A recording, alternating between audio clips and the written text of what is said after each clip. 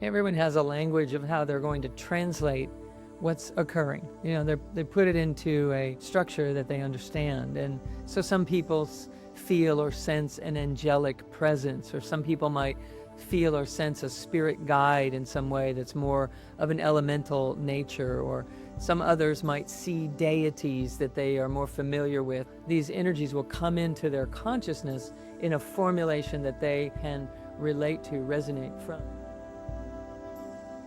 Hello, everyone. Welcome back to the Art of Awakening podcast, where the art of living awake becomes a daily practice. I'm your host, Dr. Sue Morter, and I so look forward to our conversation today. We have a very special guest, Dr. Eric Pearl. He is the founder of Reconnective Healing, a globally recognized approach to energy healing that works beyond traditional techniques or rituals, facilitating profound shifts through frequency, light, and information. His work has reached over 100 countries, impacting millions of people, and his best-selling book, The Reconnection, Heal Others, Heal Yourself, has been translated into over 39 languages. I know Dr. Pearl from years ago, where we were both speaking at chiropractic conferences, and I believe we were either in New York or at a big conference in Florida. I'm not exactly sure where it was, but we had a lovely connection then. And then we reconnected years ago as he showed up at a course that I was teaching, Ignite, an in-person event that we do in the fall every year. And we've had just a beautiful, wonderful new connection since then. So he's here to share his brilliance with you. Welcome, Dr. Eric. Welcome, Wow, welcome. thank you. What a wonderful introduction. Well, Um, I have to tell you that, yeah, it was a while. It was Miami, and it was a while ago. And then I heard you. I listened to you on. I'm blanking on the name. maybe Andre, I hate when I. Yes, Andre Dupont. Know Thyself. Yes, Know yes. thyself. And I'm Duquan. Yeah. listening, Mm-hmm. listening to you, and I walked into the other room where Jillian, my partner, was, and I said, we have to find something that she's teaching. I want to go there. And Jillian was very surprised because we don't tend to do that. I don't tend to do that. So, and there was a long time between that date and your event. And we walked in and we're listening and listening. We're listening. And I have to tell you, what you say and your approach to it is so the knowingness that I feel that I have and that I don't hear almost anyone take, certainly Mm. not enough people if someone does, that we felt very much at home with you and still do. So it's an honor to be on your show. Oh, thank you. Thank you so much. It is, I know that feeling. It is not a common connection that happens when this vibration is met with another. And when it happens, you know it in an instant. You just know. And so it's always such a delight when our paths do cross and we do connect and find that resonance. And I know that our group of listeners around the world are dialed into this frequency as well. They're very much enlivened by that and support it beautifully. So this is a beautiful connection here that gets to happen for everyone. And I'd love for them to get to know you just a little bit for those that maybe don't know you. Um, I know that we do share a similar beginning from, the chiropractic background and, working with hands-on the body. And in my work, and really from the very beginning, influenced by my father's work in energy medicine, there's always been an understanding that we're not just working with structure, but that the energy that informs that structure is really where to begin. That's really at the beginning of every issue that everyone ever has. It's at the beginning of every opening that everyone ever has. It is the bottom line foundation of our entire reality. So what was the moment where you began to recognize that something entirely different was happening for you, something beyond what you had been trained to do? My moment didn't come subtly. It just was not subtle. Um, I didn't know what I wanted to do with my life until finally a mutual friend, introduced me to a doctor of chiropractic who fortunately was, old school chiropractic, understood the philosophies and the principle and such. And he explained it to me about the nerve communicating with the tissues, with the body, and all ultimately that you need to do, I'm so oversimplifying this, is if there's a problem, make an adjustment in the spine, clear the interference, and allow the power that made the body heal the body. And I went, that sounds pretty cool. I think I'll do it. So I went home and I applied to school. I Well, was accepted right away, and I went and I began being exposed to this beautiful healing principles of essential, the original chiropractic. Somewhere along the lines, however, our school, which wanted accreditation, it was the years where people were trying, their schools were trying to be accredited and recognized and accepted by, and all those things that hopefully we know better than today. The medical boards, they started focusing a whole lot on symptoms and treatment. And by the time I got out of school, I pretty much had the philosophy of remove the interference, get it out of the way, let the power that made the body heal the body beaten out of me. So for the first 9 years of my practice, I practiced the way I was taught. Someone would come in with an ache or a pain. I'd pull out the appropriate physical therapy units and start to treat them and focus all on their symptoms, which is not focusing on healing. And one day I was introduced to someone who began speaking about the philosophy again. And I'm telling you, it was like just a bell went off inside. I went, that's right. I went back to my office. I took all of my physical therapy equipment and put it away into one room and began going back to the original, the adjustments, freeing the connection between the universal intelligence, the innate intelligence of the body. And I'm watching a different level of response from my patients. So stayed there for about 3 years in that thought, but something kept talking to me inside, saying, reconnect humanity, the physical, with humanity, the spiritual. And I began to place my hands in the very same position on my patients that I would do to make an adjustment. But instead of making that adjustment, I paused for one moment to just take one breath in and out with them. All and touching them, almost feel a resonance, a rocking. It's the most subtle thing. And then I made the very same adjustment I had intended. And suddenly, healings of a different level were occurring until what Jillian refers to as one strange night happened. mm, mhm. Yeah. There was a pause. There was presence, something that wasn't trained into the teachings in, a biomechanical way. The energetics of this circumstance were revealing. You gave way. You gave a space, generated a moment for that to reveal itself. So how beautiful! That was the birthing of something phenomenal in your world. It was definitely, and then it wasn't the way that this introduced itself and made it known. This was it was in a way, you could say, the portal, the introduction. But what happened then one night was I went home like I always did. And there's a few odd things that happened over the weekend. We won't get lost in that part of the story today, knowing our timing. But let's just say I went home, went to sleep one night, thinking I was a doctor of chiropractic. And I woke up the next day and I was something else. And my parents always said, you're something else, but that's not what they meant. And what had happened that night was I woke up about an hour later because a bright light burst into my room. I'm not someone who tends to have all this phenomena kind of happen, but I was really annoyed. It seemed almost as if someone rudely walked into the room, ignored the fact that I was asleep, and turned on the light, except I was the only one at home.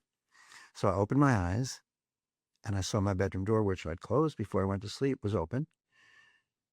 I felt someone in the house, which is also not my norm because I felt someone really in the house. So I got up rather bravely and I found the largest knife I could and began searching. I stumbled across an old empty can of pepper spray from a self-defense course that was probably happened, 10 years before that. And my Doberman pinscher uncharacteristically was hiding behind my knees. That was not confidence instilling. Walked through the house 15 or 20 minutes, said, I guess if someone was here, I guess if they let me wake up, they let me wake up, but it's time to go to sleep. I went into my office the next morning and without anything to encourage this, without anything to encourage this, um,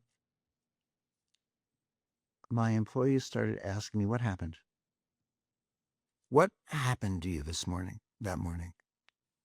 And I didn't really want to lead them into a whole long story about it, so I just smiled and nodded, went on with my day. I went in to see my first patient.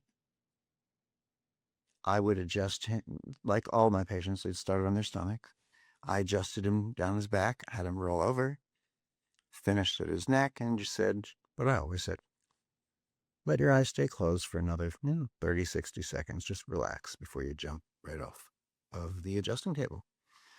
When he opened his eyes, he looked at me and he said, who walked into the room when I was lying here on the table? I said, no one. Why? He said, no, the person who stood at the doorway. I said, no one was there. He said, I heard them. I said, no. I felt them. No. We went back and forth, and finally he said, okay, but you know when someone doesn't really quite believe you, and he did not believe me. I didn't give it much thought. I went into the next room. I adjusted my next patient. When she opened her eyes, she said, who walked into the room when I was lying here? I said, nobody. Why? I said, the person at the door. No one was there. I heard them. No. I felt them. No. This was I believe, my 12th year in practice or so. No one had ever said this to me before. And on this one day, seven different patients insisted someone came into the room, stood at the door, walked around the room, ran around the room, and two looked at me sort of sheepishly and said, kind of felt like someone was flying around the ceiling. And you would think that would have gotten my attention. And it did. But what equally caught my attention was one of my patients who came in a wheelchair left without it. And I know this because I was foolish enough to buy the only chiropractic office probably in the West Coast that was a one-story walk-up of steps. So we had to carry him down. But the next day I started getting calls from other patients, parents of children, saying my child has epilepsy or cerebral palsy, so many seizures a day, so much this, so much that. The seizures stopped. They can walk, they can play, they can run. Other adults regaining the use of limbs. Not everyone. Nothing is 100% of everybody. But a significant number of people, a significant amount of the time, were having healings that I really couldn't grasp mentally. It was just unexpected. It wasn't as if I'd gone and taken a course. Pretty soon people started saying, will you teach this? And I said, I don't know how to teach this. I'm standing there waving my hands in the air looking like an idiot. You go outside and try it. But more and more people asked. Media started coming talking about it. Researchers started coming measuring the fields in the office, I guess, around my hands and the movement and how they would shift and change. And so I finally agreed to teach a small group of 25 people at an adult learning course called the Learning Annex, which I had like 4 centers in the West Coast and 1 in New York. And I drove there thinking, I don't know, I'll just keep making notes and I'll share whatever I wrote down. And I walked into the room, opened up my massage table, looked at the room, realized the notes would get me nowhere, threw them away, and I said, here's what we're going to do. Because words can't explain this. I said, I'm going to let you feel this in your hands, each of you. And then one of you will lie down, one of you will stand at the table, and I want you just to begin to move, to play with it. And we started watching the other people's bodies change and move and hearing the sharings. At the end of that day, I'd released, why don't we say, 25 new healers onto an unsuspecting planet. And my life from there got me here. What's your take on it? What do you think is happening?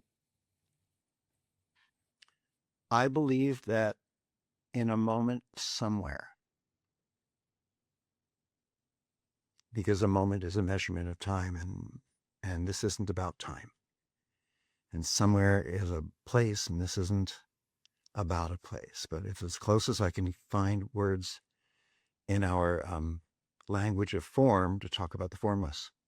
Somewhere, somehow, I allowed all of my inhibitions, my judgments, my obscurations to fall away. And me, who I am, tapped the I who I thought I was on the shoulder and said, hi, guess what? We're here. We are infinite.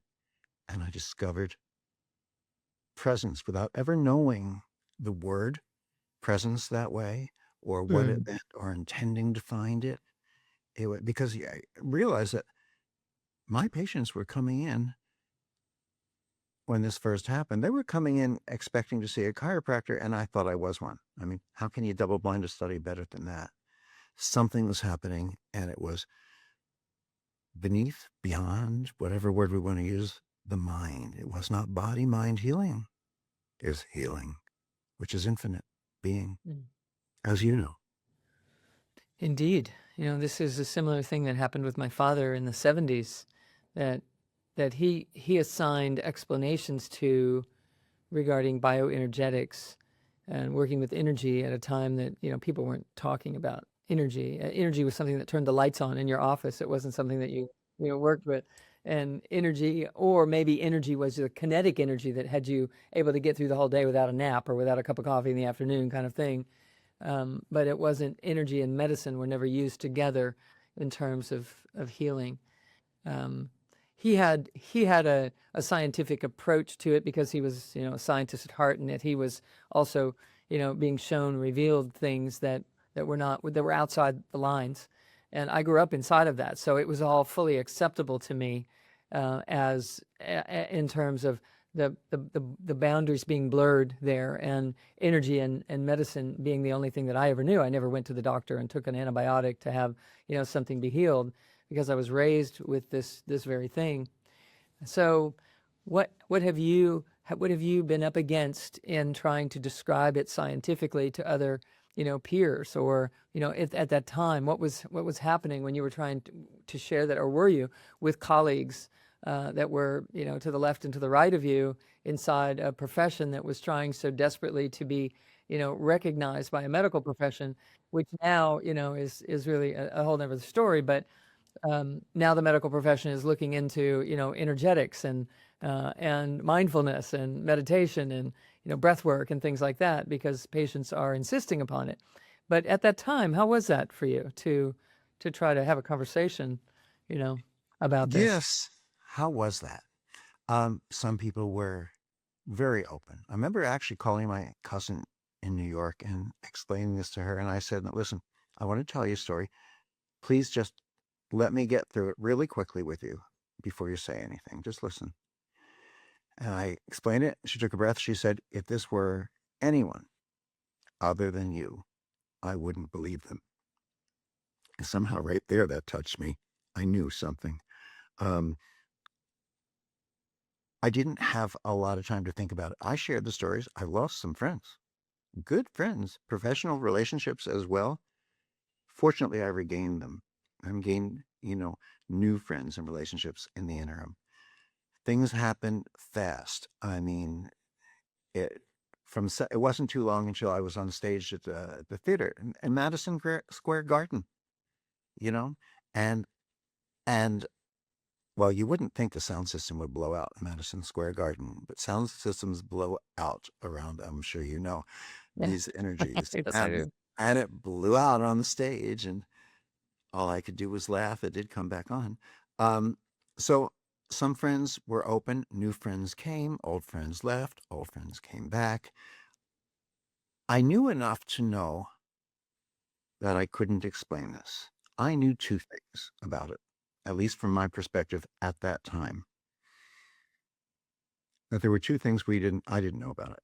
I didn't know what it was, and I absolutely did not know what it wasn't, which meant it wasn't something that can be placed into a box or a container with limitations, because as soon as we place it into a container, we describe it, we say, this is what it is, this is what it isn't, we place a finite limitation around something that is infinite and has no limitation.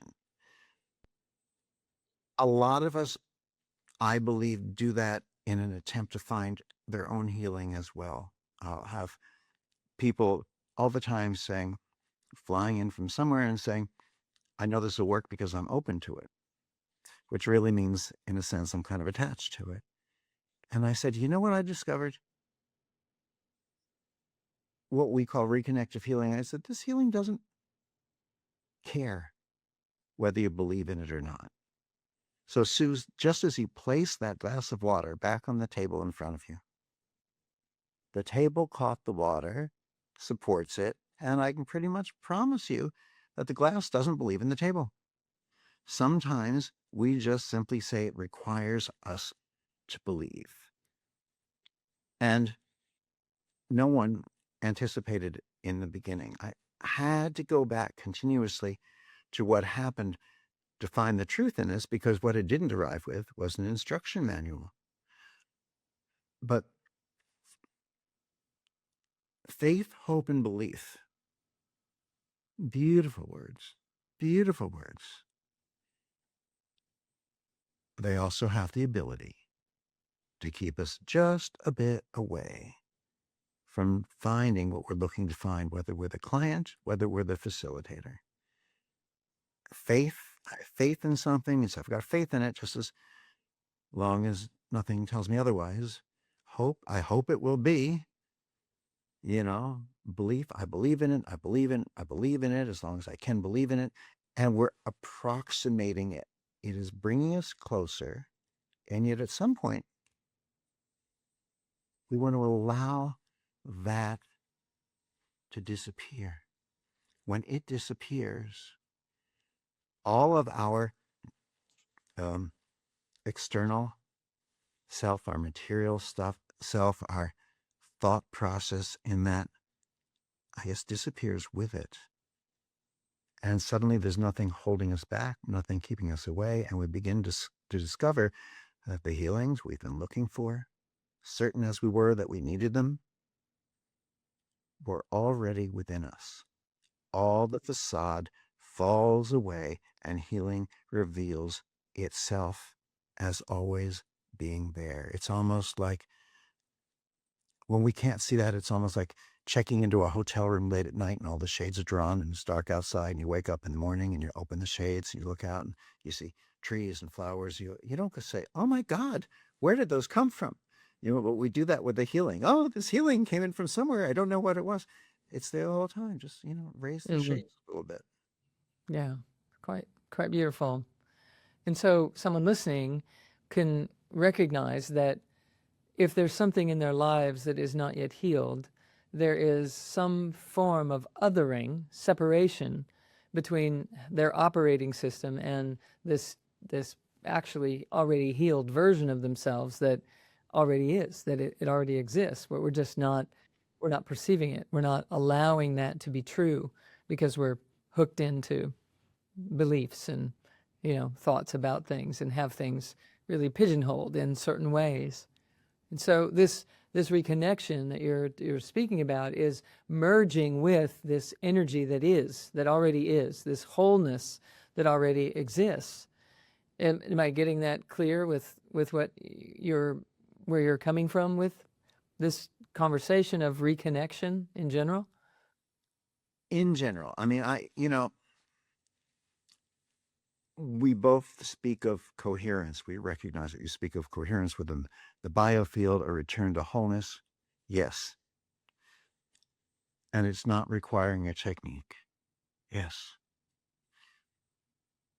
But infinite, to me, doesn't have to merge with anything. because it's already infinite. Hmm. It can't be two infinites.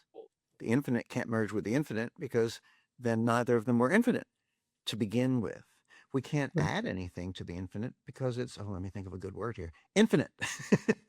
And so a lot of times human beings try to place their personal spin on this. You know, if I just move my hands clockwise an extra time, if I just, wear the appropriate crystal, burn the appropriate candle, and I'm thinking, what if we stop trying? Maybe the less we allow ourselves to recognize what it is, to see something, the further and further away we keep looking. And yet it's here. It's you already. But it's hard to understand. Part of when we teach Reconnective Healing seminars, Jillian and I, we relatively early start with allowing people to feel it before we even go into explaining it. When I'm somewhere and a person says to me, if it's an educational event or something, what is it that you do? I don't try to explain it. I say, you know what? Hold your hand out like this for a minute. Let me let you feel something. Then I'll talk to them about it. Because at that point, when they go, oh my God, my fingers are moving, I'll say, yeah, they are. Are you moving them or they're moving themselves? They're moving themselves. And I feel this and it's happening that. Okay, good. Now I'll talk to you about it. Because if we try to speak about it in words first and foremost, words are form. They tell you what something feels like, its temperature, its shape. But healing is, as you know, formless. Form can't describe formless. It can point in a direction. The light can point in a direction. The experience of reconnective healing is so clear that it does the communication and the sharing. Then when the mind has questions, now you're actually listening because you want to know what just happened to me.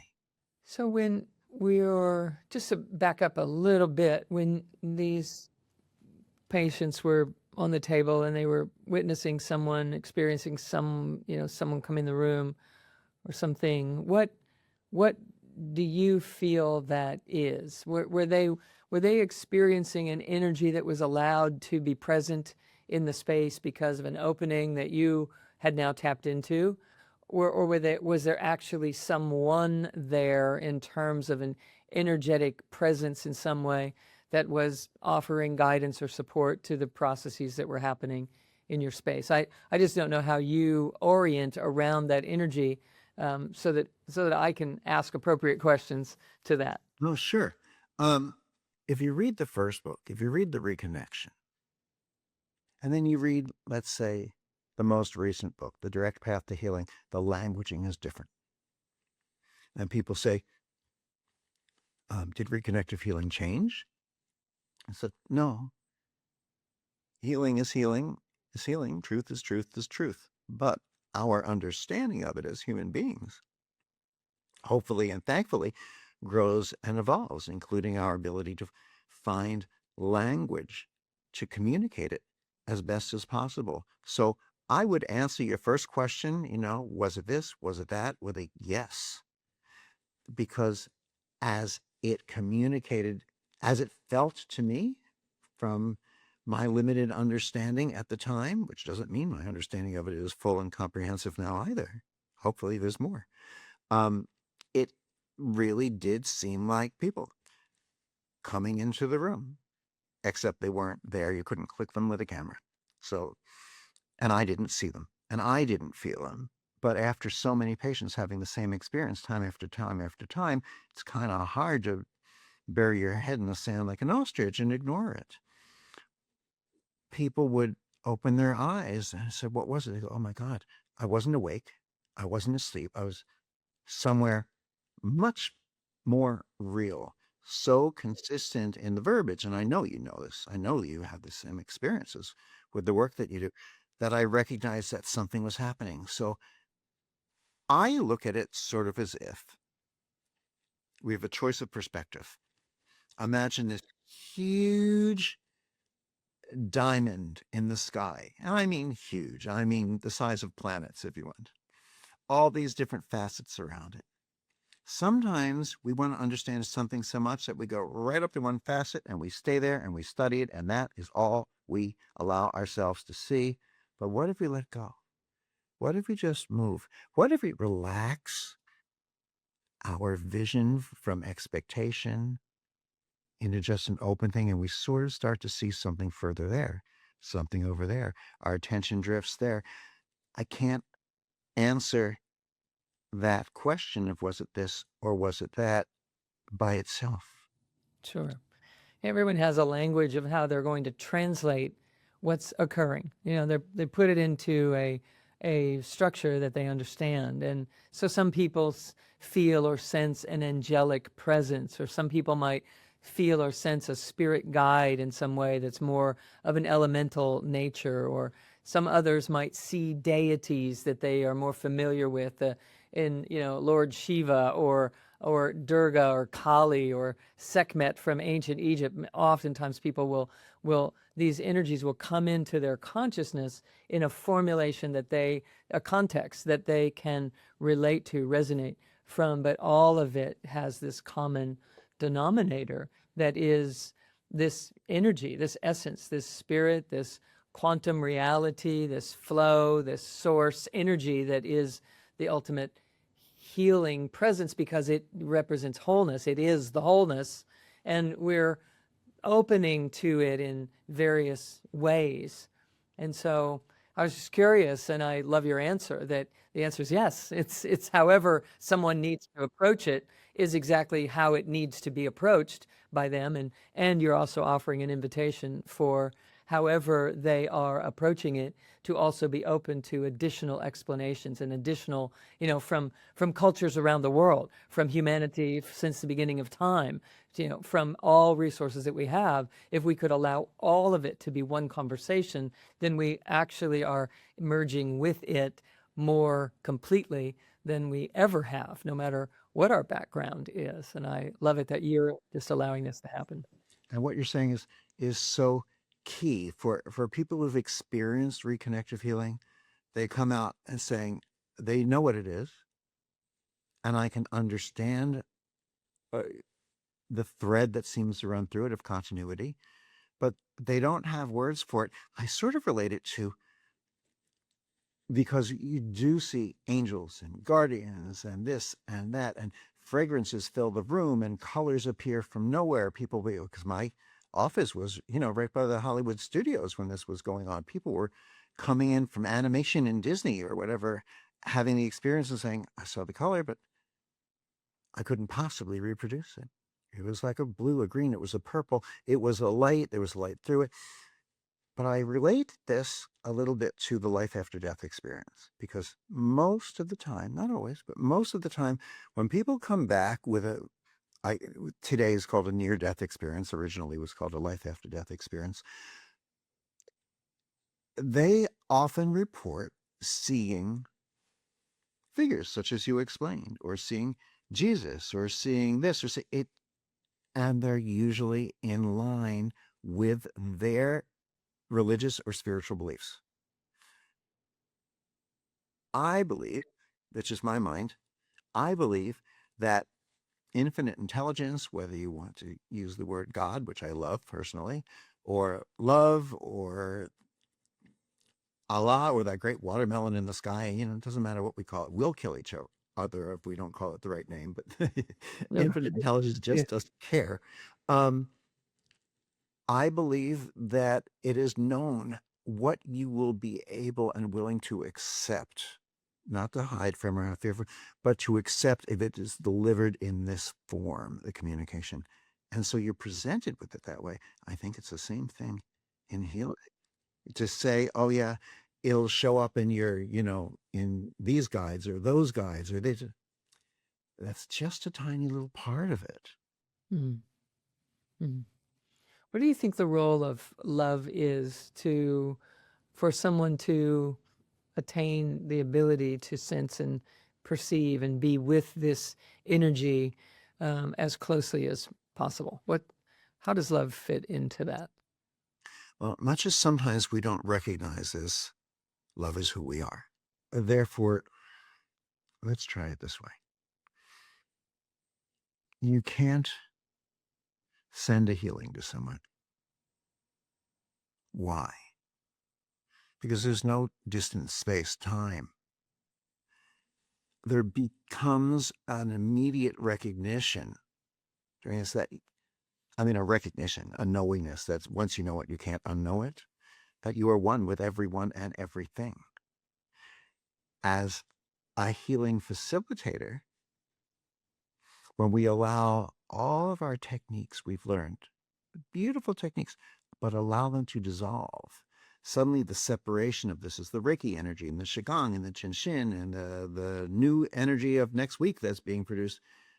It's like the old-fashioned ice trays. You had the dividers to make cubes. You filled it with water, you put in the dividers, but then the water had the audacity not to stay separated, so we froze it. We figured that'll fix it, but all that effort can't last for long. Eventually it returns to water again. Eventually it returns to gas. It goes to the clouds. It nurtures us again. Rivers and seas, cycle, cycle, cycle. We keep trying to separate it. What reconnective healing does is it's a dissolving agent. It dissolves the dividers between techniques. It's not a new technique. It's not an other technique. It's the dissolution of otherness, which our techniques are wonderful, but they also keep us one way or another in otherness. I do this, not that. I do the other. Next week I'm going to learn this. But when we let all that go, we find out who we are. Who we are is love. So, in facilitating a healing, I can't send you a healing because you and I are one. You can't send anything to yourself unless you're going to march down to the UPS office, pretty much. Okay? You're already there. You're already you.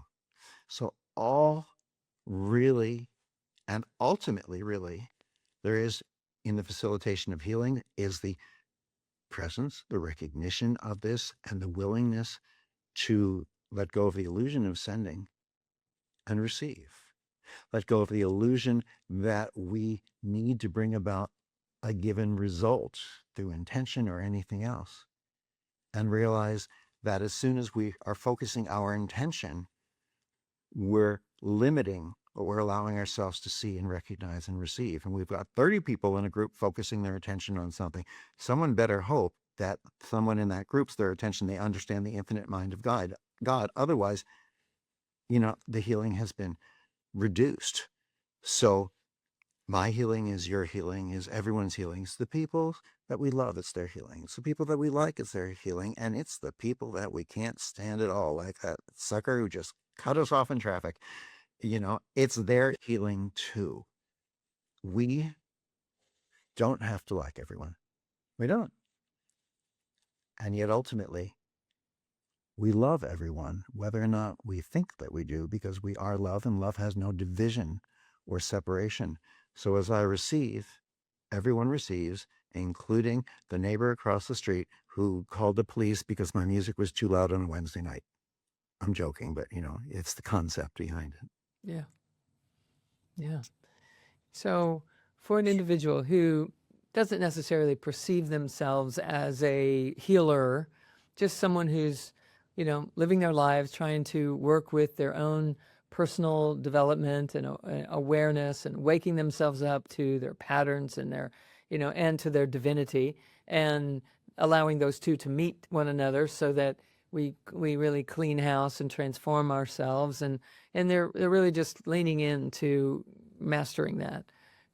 How does the concept of reconnection and what you were allowing to have happen, that began to happen in your treatment rooms and that you've taught other practitioners how to do, how does the individual who doesn't really see themselves as a practitioner benefit from these same truths in their regular everyday life, dealing with, maybe financial challenges or a relationship issue that just doesn't seem to be moving in the direction that they would like it to, or perhaps is struggling with a health condition of their own? self-application. Yeah, love is the great common denominator, the recognition of who we are inside. Allowing ourselves, there's no difference. I know this is difficult for some people. There's no distinction between what applies to the healer or the healee. Ultimately, it's the same principle. It's all reception. When I teach this, I start off, as I said, with allowing you to feel it, because feeling lets your attention go somewhere. And then we can let our attention go, and we're standing there ultimately in presence. But it's not a focus on an outcome. When we focus on a particular outcome in healing, we've reduced it from healing to treatment or therapy. When we let go of that, we find that healing is not limited to just that thing that you want gone. Healing Man. opens us up to receiving abundance, love. Relationships change. Listen, it is so common, we show up for a seminar and someone says, I went to your seminar last year, and all of a sudden, my wife and my nephew and my niece, who don't even talk to each other, all of a sudden started coming to me and asking me about healing independently and sharing their private lives with me, and they never used to do that. Other people find that their careers burst into abundance, just amazing abundance. It's hard to say the how other than that something syncs, something synchronizes, but it's not two things. See, the name Reconnective Healing always bothered me from the beginning until I looked into it. How that name came through, I'll tell you another time. It's in the first book. But I'm thinking, why isn't it called Connective Healing? Why is it Reconnective Healing? Ultimately, see, and I understand that now. Oh, we can't reconnect. First of all, if we realize we're one, we can't connect. My finger, here's one finger. Can it connect? No, it's already there. There has to be two or more to make a connection. So as when we see ourselves in that linearity of being otherness, then we try to connect. When we release that, we start to recognize the feeling that we are one. So reconnective healing really is that recognition that we're no longer separate. Recognition is key in healing because that is presence. It is not knowledge. It is knowingness. Knowingness is very different. Knowledge is based on facts. The facts that we knew 50 years ago changed 25 years ago, changed again this year, will change again next time. What we thought was right will be wrong. What we thought was wrong will be right. But knowingness is, and you are, I am. I am is the answer. Anything we follow I am with becomes a little bit of a challenge. I am hungry. I am angry. I am looking for. And we put things off into the future. We label them and we become all about that, let's say, emotion, that experience, which is limited in itself. And when we just drop that for a moment and say, what does it feel like when I simply let go of the rest of the sentence and say, I am? And suddenly, just as you share it with your people in the amazing programs that you put on, so in that I am, all borders, all boundaries suddenly are gone. And there is peace and being and love. And I promise you, the first thing I discovered, and it took a while, because people were flying into me from all around the country, then all around the world. And people were scheduling appointments. And I'm going, oh my God, I'd better perform. What if this doesn't happen? It doesn't come with any guarantees. And when I wasn't seeing changes here or there, I started getting very self-conscious until I realized that that was the limitation. The more I tried, more we try, the more we push away.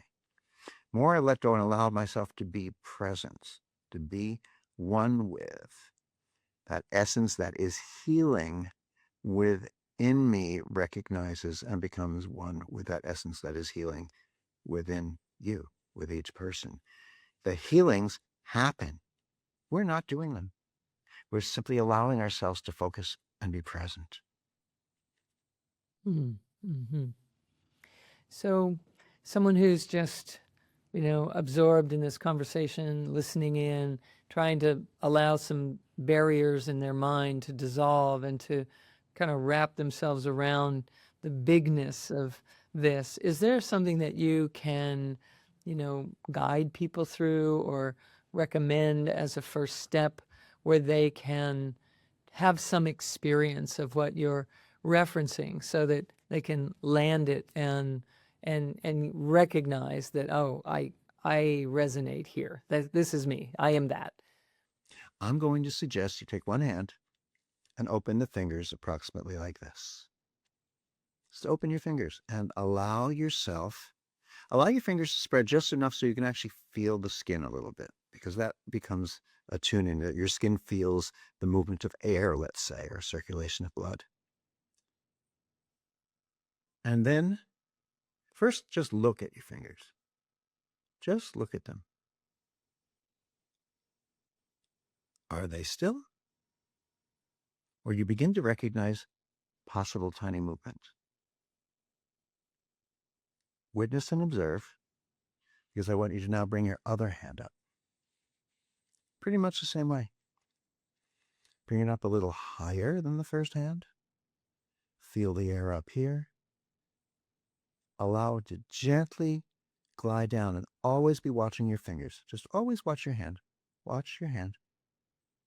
Notice what your palm feels like when you've glided the other hand down. So my left palm is up. As I glide my right hand down, I notice how the sensation in my left palm changes.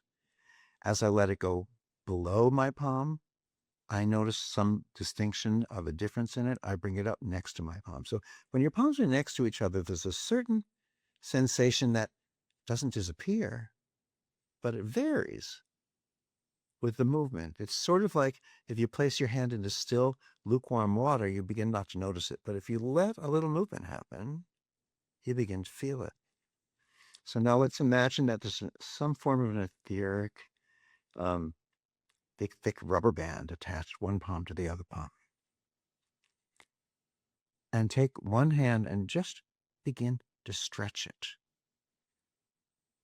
So as I'm stretching with my right hand, I'm seeing the fingers in my left hand begin to develop a little movement. So I have to be watching my own fingers to do this.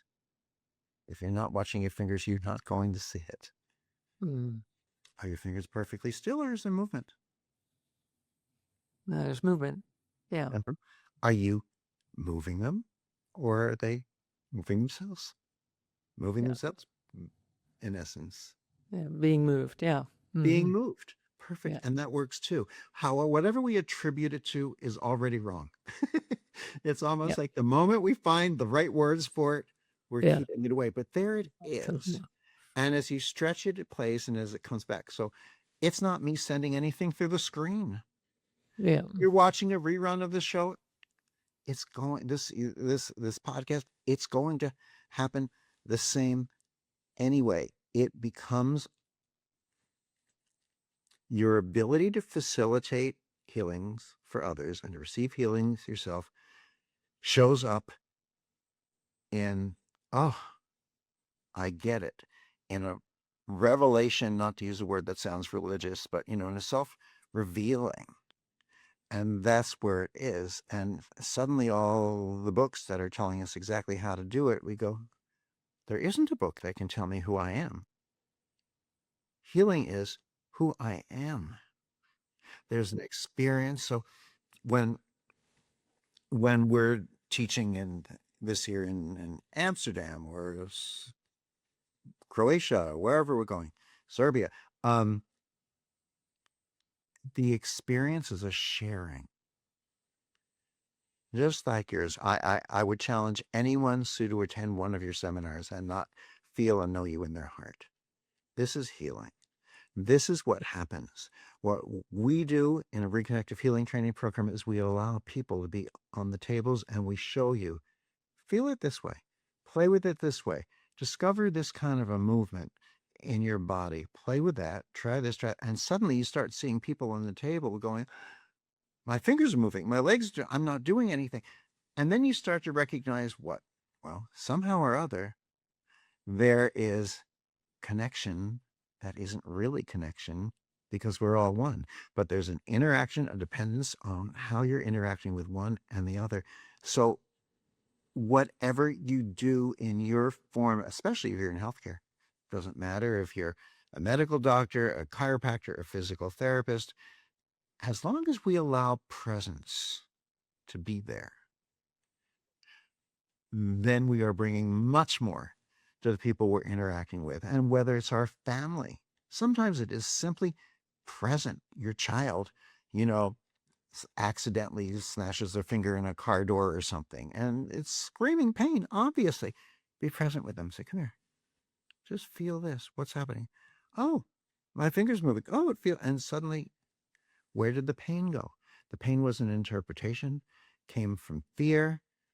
It's not that there wasn't damage and not that pain is an illusion. It's not. Neither is healing. And that's part of what we have to learn. Healing isn't generally dependent upon something you have to swallow, with a glass of water or inject with a needle. It really isn't. It does not mean to negate medicine. If I'm hit by a car, sure, facilitate healing, but move out of the way when the ambulance arrives because I need to get to the hospital and make sure everything's set in place. I'm not talking about denying anything. I'm talking about no longer being able to deny who you are. And you see, once you know this, you can never unknow it. Yeah. It's a great remembering. It is the great remembering. The greatest of remembrances is to really recognize the things that we have not been told culturally. We've not been taught these things. I had the great blessing of being raised in this conversation. This is, so up my alley, With your though. wonderful father, I where know. where I where I get to live, and my mother as well. She was actually more open than he was, and encouraged him into opening in ways, and so on and so forth. So when anyone can begin to feel and sense these versions of themselves, so we begin to be able to perceive the wholeness within.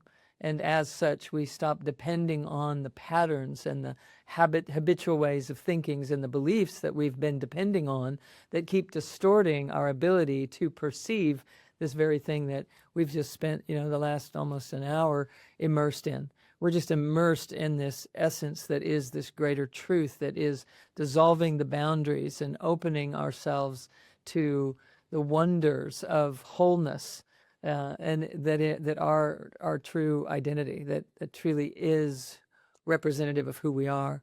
And the release So of judgment, because the truth is, um, once around the time COVID came about was when I started doing what we teach everyone else to do in our seminars and training programs. That's when Jillian and I said, well, okay, we'll start facilitating healings for people, distance healings, meaning we're in a different physical location. And the discovery of that for people becomes the discovery of, oh my God, I don't need to share the same physical space. There is no disconnection. And when those healings come about and the experiences come about, it's life changing. But it's not just life changing for the people who experience it. It's life changing for Jillian, for me, for those who learn to facilitate it. really for the whole of humanity, it ripples. Someone on the other side of the planet is healing because of what you're doing over here, vibrationally tapping into and creating coherence in the space that you occupy. It generates more coherence in the whole bandwidth for humanity. So someone on the other side of the planet is finding coherence and effortlessly today, and they don't really know why. And it's because there's just more of it in the air, basically, because of each one of us recognizing these such things that you are sharing. And it's So, freedom to not have to know why or yeah, how. yes, it is. It is allowing us to simply be completely unconditional and immersing ourselves in that. You know. So before we wrap up, I know that we've kept you for a bit of time here. I so appreciate your time, and I know our listeners do too. I'd like to make sure that if there's anything that you'd like to share about how our listeners can connect with you and your work, we will definitely have a link for that in the show notes. But is there anything that you'd like to share about that? Well, obviously, you can go to reconnectivehealing.com.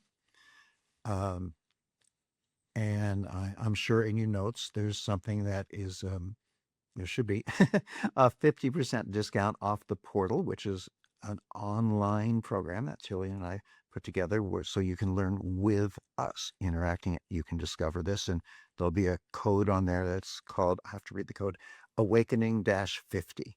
That will be the code, but you'll find it. It'll be there on the end. How can you reach someone? I'm going to tell you what, and this will be a whole other story for another time, what this intelligence said to me, which did not set well with me at the time because I was a very type A personality, and I mean capital D and very. The intelligence, when I said, "How can I reach you again?" said, "You may find me in your heart." Well, let me tell you, that's not very satisfying to someone who wants to be able to talk right away. But here it is. You find us in your heart. I And find my heart, Sue, and I know everyone does, when I see you smile like that. That's our heart. mm-hmm. That's healing. That is healing. This is the love that is expressed when resonance happens, and we stimulate and activate that true spirit within it. It gets to express, and healing happens as a byproduct of us revealing that very thing, that magnificent version of who we truly are. Just you know And if you really want a surprise, because it was certainly my surprise, the middle book, the second book, is called Solomon Speaks on Reconnecting Your Life. The story of how that came about is in the book. I'm going to leave it for you to find out, or we chat about it another time. Beautiful. Would love to. Absolutely love to. Oh my goodness, Eric, thank you so much for being with us today. I just want to take a moment here and remind everyone that my new book, also The Anatomy of Awakening, is now available, and it's been released. It's had an amazing reception. We made the New York Times bestseller list and USA Today and Publishers Weekly and Canada's Globe and Mail, and all of it is just such a beautiful sign that humanity is ready for this conversation. Eric, what you're You're sharing, very powerful and voice. So what you write and what you say in your book is a very powerful voice that didn't arrive any too soon. And I don't want to sound like a commercial, but if you're watching this show, you haven't attended one of Sue's programs, treat yourself. It'll change your life. thank you. Thank you, dear man. Yeah, I hope to play with you again in person and continue to be in these conversations as often as we can, just to help keep this alive. As you were speaking, it reminded me of some of the oldest writings in healing that my father had around the house, because he was researching how far back electromagnetic energy healing went, and these kinds of things, and the philosophies that were back at the origins of these natural healing modalities were just so beautiful. And thank you so much, Eric, for keeping those principles alive in your neck of the woods while I'm over here doing this same thing. And thank It you. is such a joy to have, to connect with those that are truly here in service for humanity. And I so appreciate you being here on our podcast, with bringing that same spirit present today. So So much thank love. you. Thank Thank you. you. And I also want to thank our listeners for spending your time with us on the Art of Awakening podcast, blending science and spirituality constantly to allow the revealing of a life that you truly love living. That is truly what we're meant to be experiencing here. So until next time, I'm Dr. Sue Morter. Blessings to you all, and we'll see you next time on the Art of Awakening. Bye-bye for now.